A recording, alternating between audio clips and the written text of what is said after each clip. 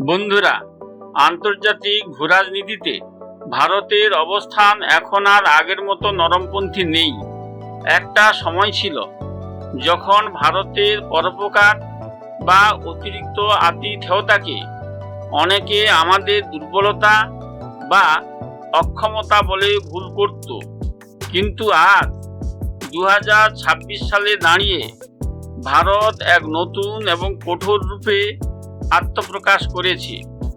আজ আমরা কথা বলবো কিভাবে ভারতের এই নীতি পরিবর্তনের শিকার হলেন বাংলাদেশের এক নামকরা ভারত বিরোধী ব্যক্তিত্ব। বিষয়টি একটু সহজভাবে বোঝা যাক। আগে কোনো পাকিস্তানি বা বাংলাদেশি নাগরিক ভারত সম্পর্কে তীব্র বিরোধিতা বা বিতর্কিত বক্তব্য দেওয়ার পরেও যদি ভারতে আসতেন, ভারত তাকে রাষ্ট্রীয় নীতি অতিথি দেব ভব অর্থাৎ অতিথি দেবতা তুল্য মেনে যথেষ্ট আপ্যায়ন করত।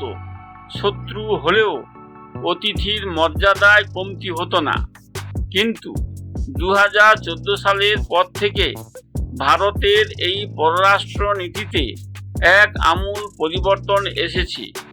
ভারত এখন যে যেমন তার সাথে তেমন নীতিতে বিশ্বাসী।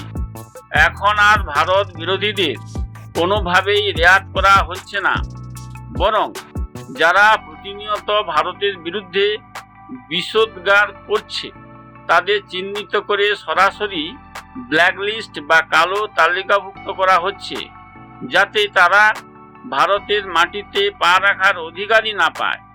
এই কঠোর নীতির সাম্প্রতিকতম উদাহরণ হলেন বাংলাদেশের নীতি নির্ধারক, কলামিস্ট ও রাজনৈতিক বিশ্লেষক জাহেদ-উর-রহমান। পেশায় ডাক্তার এই ভদ্রলোক বাংলাদেশের বর্তমান প্রধানমন্ত্রী তারেক রহমানের অত্যন্ত ঘনিষ্ঠ ব্যক্তি হিসেবে পরিচিত।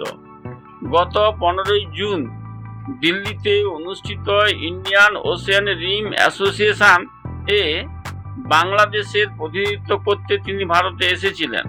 কিন্তু নেপথ্যের সত্যটা হলো উনি একজন চরম ভারত বিদ্বেষী ব্যক্তি। উনার ব্যক্তিগত ইউটিউব চ্যানেল ঘাঁটলেই এর প্রমাণ পাওয়া যায়। ভারত সম্পর্কে উনার উস্কানিমূলক বক্তব্য এতটাই তীব্র যে তা ভারতের বিরুদ্ধে ক্ষোভ ও উগ্রপন্থা তৈরিতে জ্বালানি যোগায়। স্বভাবতই ভারতের গোয়েন্দা ও নিরাপত্তা দপ্তরের কাছে জাহেদ-উর-রহমানের এই সমস্ত কর্মকাণ্ডের আগাম তথ্য ছিল এবং তাকে আগেই ব্ল্যাকলিস্টেড করা হয়েছিল।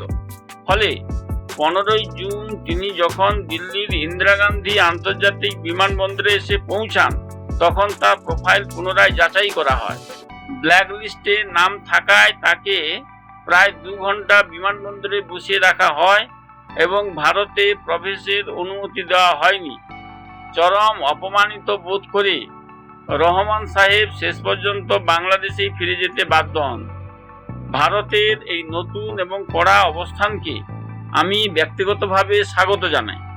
ভারতের বিরোধিতা করবে, ভারতের নিরাপত্তা নিয়ে ছিনিমিনি খেলবে, আবার ভারতের মাটিতে এসেই ফুর্তি করবে, সেই দিন এখন অতীত।